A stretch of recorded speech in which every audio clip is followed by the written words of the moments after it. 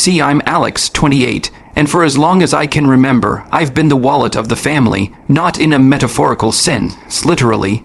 Once I landed my first real job out of college, a mid-level programming position at a fintech startup. It was like my parents and brother decided I'd become the family's personal ATM. At first, it was small stuff. $140 here for groceries, $100 there for the electricity bill. It felt good to help. I was fresh into adulthood, finally able to give back a little. But gradually, the asks became demands, and the demands became expectations, and the expectations turned into guilt trips, if I ever dared say no. It didn't help that my brother Mason, older by 2 years, never seemed to have to prove anything.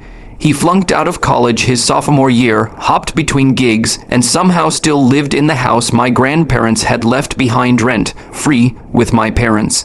He drove a car I'd helped finance, he ate food I stocked the fridge with, he streamed Netflix and HBO on my accounts, and yet, at every family gathering, every dinner, every Thanksgiving, he was still the favorite son. Because Mason's charismatic, Mom would say when I asked why he never got called out for anything, he brings life to the house. Translation, I was the one who paid the bills, and he was the one who got to enjoy them. The worst part wasn't even the money. It was the way they talked about me when they thought I couldn't hear, or worse, when they knew I could. Like last year at Thanksgiving, when I flew in from Chicago, took a cab to the old family house, and walked through the door carrying groceries I'd bought along the way, only to hear Mason mutter under his breath to my mom, "Look who's here. Mister, pay for everything. You think he'd visit if we didn't expect him to bring something?" Mom didn't even try to whisper, "Oh, please, Alex only gets respect when he pays for it." They both laughed like that was some private joke they'd been sharing for years. That night, I didn't confront them. I just smiled, helped set the table, poured the wine. I even did the dishes after dinner, because that's what I always did. I was the responsible one, the dependable one. The one who made it, so I was expected to be okay with the disrespect, the favoritism, the way my name only came up when someone needed a check, or a ride, or a bailout. But something changed in me that weekend. Maybe it was the look on my face in the bathroom mirror later that night, when I realized I didn't even recognize the person staring back.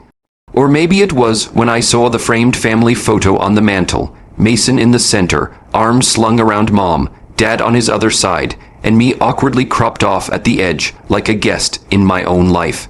So I started planning. I didn't storm out or cut anyone off. That would have been too easy, and too satisfying for them. Honestly, they would have twisted it into more ammo. See, Alex always thinks he's better than us.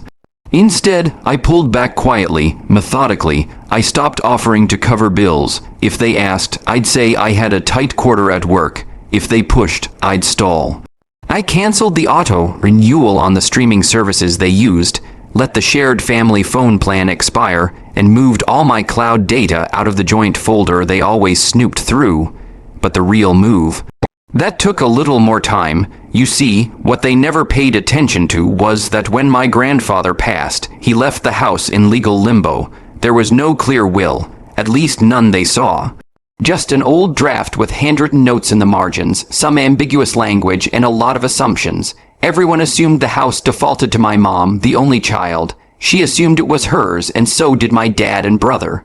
What they didn't know was that after the funeral, I sat down with Grandpa's lawyer, who pulled me aside and handed me an envelope. Inside were two things: a notarized final version of the will, one they never saw, and a brief letter from Grandpa, written in his shaky but unmistakable handwriting. It said, "You were always the only one who visited just to see me. No strings, no favors, just company. I wish I told you sooner how proud I was. This house is yours now. Do what you think is right. I didn't touch that deed for over a year."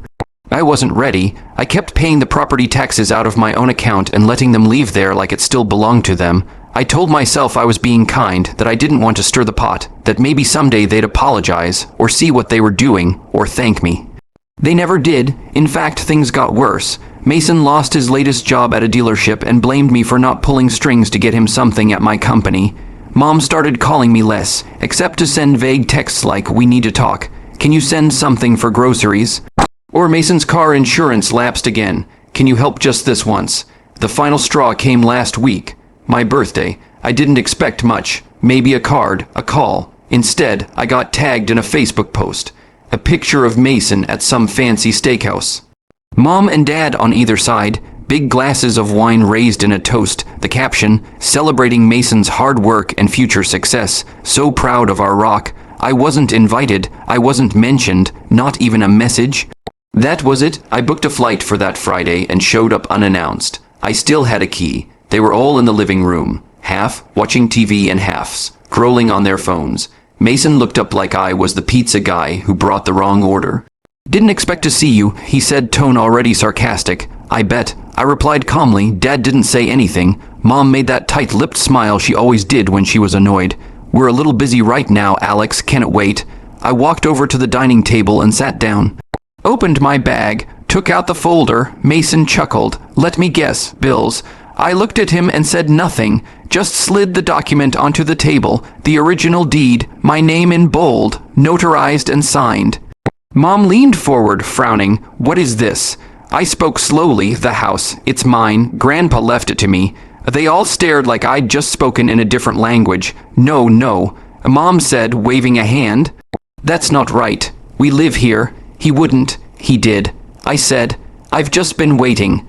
Mason scoffed, pushing back from the couch. So what? You're kicking your own family out now, after everything we've done for you. My voice was quiet. Too quiet, everything you've done for me. That's when Mason muttered it again like it was some sacred truth. You only get respect when you pay for it. Mom gave a short, bitter laugh. That's why we keep you around, and that was it. No more pretending. I reached into the folder, pulled out the second paper, a formal notice of eviction, and slid it across the table. You have 30 days. Their expressions shifted in unison. Shock, confusion, disbelief. And just as the silence started to boil into shouting, Mom standing up, Mason shaking his head, Dad finally spoke. I grabbed my bag, stood up, and left them sitting there, stunned. The door clicked shut behind me, but their voices didn't follow. No one ran after me. No one begged or apologized. The silence felt louder than any confrontation. And as I walked down the steps of the porch I used to sit on as a kid, I realized just how long I'd waited for them to act like a family, and how long they'd made it clear they never would. I got into the rental car and just sat there for a moment, watching the house. The porch light flickered slightly, like it always did. The paint on the siding was still chipped. Mason had said for years he'd repaint it when he got around to it. He never did because he didn't have to. I paid for upkeep. I paid for everything. They just lived. And now, for the first time, they were going to have to figure out what living actually meant. Back at the hotel, I didn't sleep much. I thought I'd feel better. Lighter, I didn't, not yet. Instead, I lay there staring at the ceiling, replaying every moment from childhood to now. Every time I was pushed aside for Mason's drama, every report card ignored. Every success downplayed, every check mailed without thanks, every call answered with, "Can you help us just this once?" The next morning, I turned off my phone. I knew they'd start calling. I didn't want to hear it. Not until I was ready. By Monday, I was back in Chicago, back at my desk, back to work, but I was different. I'd finally drawn a boundary, and they knew it. I didn't check my voicemail until Tuesday night. There were 11 messages, the first few were from my mom. Calm, almost chirpy. "Hey, honey, so we saw what you left. There must be some kind of mix-up, right? I mean, we can just talk, okay? No need to make things legal." Then a more serious tone. "Alex, call me. Your brother's upset." And then her voice. Brittle, low, almost whispered. "You're going to regret this. You don't treat family like this." The messages from Mason were worse. He didn't leave voicemails. He just sent text after text. Some vague threats, some begging. One simply read, "You're nothing without us." But I didn't answer, not yet. Instead, I met with my lawyer. We went over the paperwork. Sure, it was ironclad. We sent the official notice via certified mail the same day. I gave them 30 days to vacate. It was more than generous. I could have gone for 14, but some part of me still hoped they'd use that time to reflect, to reach out, not with anger or blame, but with remorse. They didn't. Week 2, Mom posted on Facebook a photo of the house captioned, "Home is where the heart is, no matter what some people say." It got a few sympathy comments from distant relatives. She didn't tag me, but the implication was obvious. I didn't reply. Week 3, I got an email from an old family friend, Mr. Delgado. He and Grandpa had served on the same town council years ago.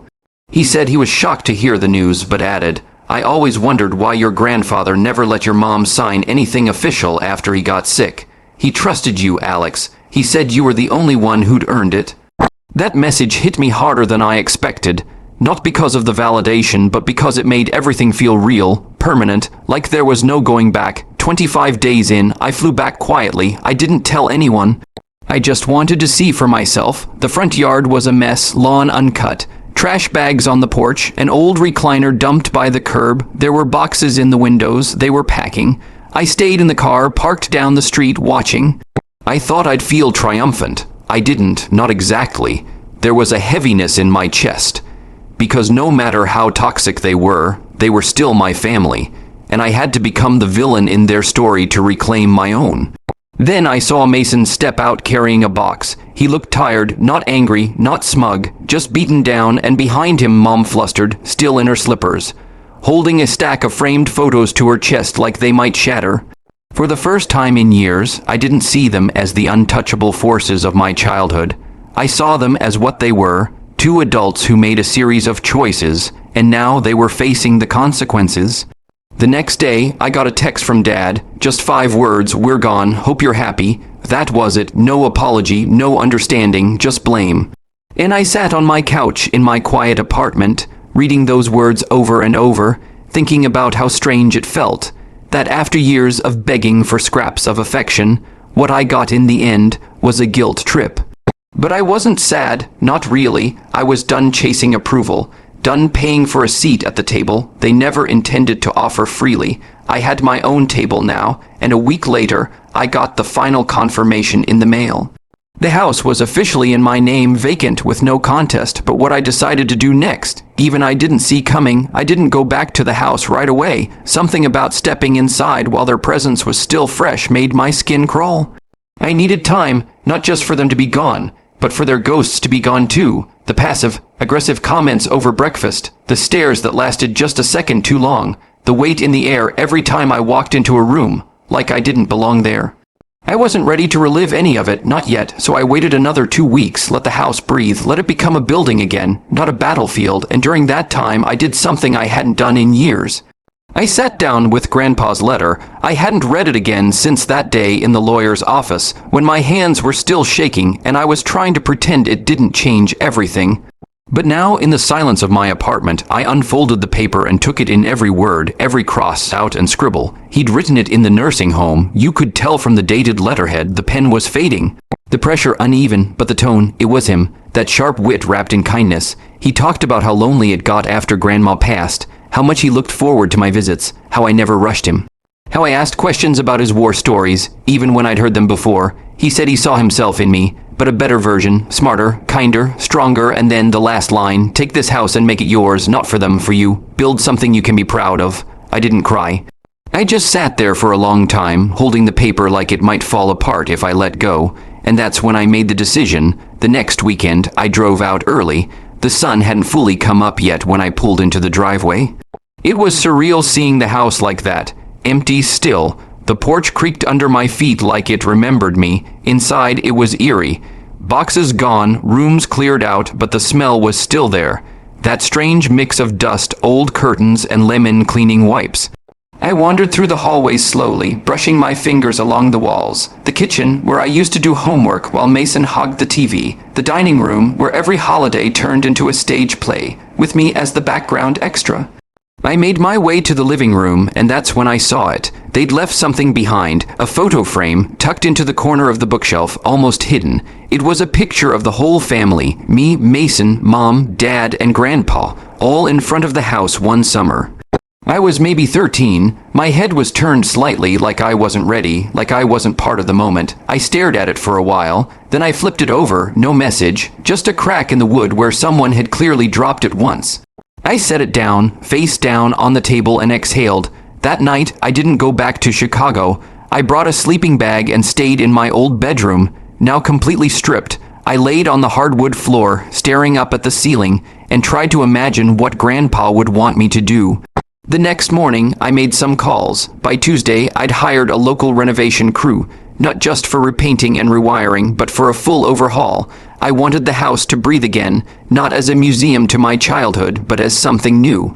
Something I could walk through without flinching, and I had a plan, not to sell it, not to rent it out for profit. I wanted to turn it into something useful, something better. A quiet place for people like me, people who had nowhere to go during the holidays, who were always the afterthought, who showed up with full hands and left with empty hearts. I started drafting the paperwork for a nonprofit housing initiative.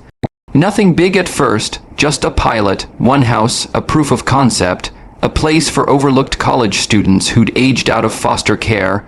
I knew a few from my old campus days, and I remembered how invisible they felt.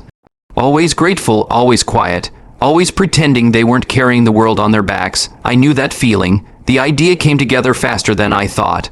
A local social worker I knew from volunteering at food drives put me in touch with 2 students right away. One was studying biology while working nights at a gas station. The other was a nursing major trying to afford both rent and her mom's medication. Both of them had been couch surfing for weeks. I offered them each a room, rent-free. Just one rule, take care of the house and yourselves. By month's end, they'd moved in, and for the first time, the place felt warm. They cooked together, laughed in the kitchen, played music that filtered through the hallway. I visited every Sunday, not to check up, but to bring groceries and sit on the porch like Grandpa used to. I didn't feel like an outsider, I didn't feel like the wallet, I just felt human, but of course, peace never lasts forever. One night, about 3 weeks into the new arrangement, I got a call from the local hardware store. A man had come in asking questions about the house, saying he was the real owner, said he was looking to buy parts for his porch. I asked for a description. Heavy-set buzzcut, wore a faded leather jacket with an old dealership patch on the shoulder. Mason, apparently he hadn't gone far and he wasn't done. I didn't panic, not immediately. I just stood there in my kitchen, phone still in hand, heart thudding louder with each passing second. The store clerk had done me a favor by calling. He said Mason didn't buy anything, just looked around, asked about me. The house even dropped hints like he was thinking of moving back in. But that was the part that set off the alarm bells. Mason didn't let things go, ever. He wasn't the type to admit defeat or disappear quietly, and now that he had no free ride, no couch to crash on, no mom or dad to shield him, he was angry. And when Mason got angry, he got reckless, so I called my lawyer. We walked through the scenario together. Mason had no legal claim to the property. Everything was airtight. I'd even filed the final deed transfer with the county clerk. And the nonprofit initiative was officially registered. Legally, he was just a guy with a bruised ego and no leverage. But legally and emotionally are 2 different things. That night, I didn't sleep. I kept imagining worst-case scenarios. Him showing up at the house, yelling at the students, trying to break in. He was petty enough to do it, and proud enough to think he could bluff his way back inside. So I got ahead of it. The next day, I installed a full security system, cameras, smart locks, motion sensors. I gave the tenants direct numbers for my lawyer, the local police station, and even the renovation crew who lived nearby. I wasn't going to let them deal with my family's mess, because that's what this had become. My mess, not theirs, but just as I started to relax, it happened. 2 nights later, I got the call. A neighbor, an older woman named Mrs. Winslow, who used to bake us cookies when we were kids, phoned me in a panic. Alex, someone's on the porch. It's your brother. I think it's Mason. He's pounding on the door, yelling something about how it's his house, and my stomach dropped. I told her to hang up and call the police. Then I called the tenants. They were scared, but safe. They'd locked the doors and turned on the security alarm. Mason hadn't gotten inside. 15 minutes later, the cops arrived and found Mason still in the yard, pacing. He didn't resist, just sat down on the front steps like he belonged there, like he still thought he had some kind of right to be angry. They issued him a trespassing warning and told him not to come back. I thought that would be the end of it. It wasn't. The next week, my mom sent me a voicemail. Her voice was strained, tired, brittle in a way that was almost unfamiliar. Alex, I don't know what happened to you. I really don't. You've changed. You used to care about family. You used to help us without question. Now it's like you're trying to erase us. Your brother is struggling. Your father is humiliated, and I can't even sleep in my own bed without thinking of everything we've lost. I hope you're proud of yourself. I deleted it without replying because the truth is, I had changed. I wasn't their puppet anymore. I wasn't the silent son who handed over paychecks and swallowed every backhanded comment just to keep the peace. I wasn't the convenient scapegoat for their failures. I was finally living for me. Still, I needed closure, not for them for me. So I did something bold. I wrote them a letter, no accusations, no screaming. Just the truth. I wrote, Mom, Dad, Mason, I've spent most of my life trying to earn a place in this family. I thought if I worked hard enough, supported you enough, proved myself enough, you'd treat me with respect. Instead, you treated my success like a bank account and my kindness like weakness. You laughed at me, you dismissed me, you called me family only when it was convenient. I never asked for anything. I never wanted control. I just wanted to be seen, but now I've taken back what was always mine. The house isn't a punishment. It's a symbol, not of revenge, but of release. I've turned it into something good. Something you could never understand because you were too busy using people to see the value in helping them. I don't hate you, I don't even resent you anymore, but I don't owe you anything. If you want to rebuild something with me, it has to be from the ground up, with honesty, humility, and respect. Until then, this is goodbye. Alex, I mailed it to their new address, an apartment Mason had managed to find through a distant cousin. They were still together, still complaining, still spinning the story like I'd stolen something from them. But I didn't wait for a response, because I didn't need one. Life moved on, the nonprofit grew. Donations started coming in from old classmates, local businesses, even a few anonymous checks I suspected came from people like me, people who'd walked away from families that drained them. I hired more staff, renovated another property. By the end of the year, we had 4 students living in safety, building their futures and reclaiming their dignity, just like I had. One afternoon, I returned to the original house to drop off a box of books. As I walked up the porch steps, I caught a glimpse of something I hadn't seen in years. One of the tenants, Sam the nursing major, was sitting on the porch swing, her feet tucked under her, reading in the sun. It reminded me of Grandpa, of the days when he'd sit out there with a cup of tea and wave at every single person who passed. I smiled. "Hey," Sam said, looking up, "you're early. Couldn't stay away," I said. And it was true. I wasn't haunted by the past anymore. I wasn't stuck in the roles they forced on me. I had peace, I had purpose, and for the first time in my life, I finally understood what family really meant. It's not blood, it's not obligation. It's the people who show up when you have nothing left to give and give anyway. The house was no longer theirs. It wasn't even mine. It belonged to something bigger. And so did I.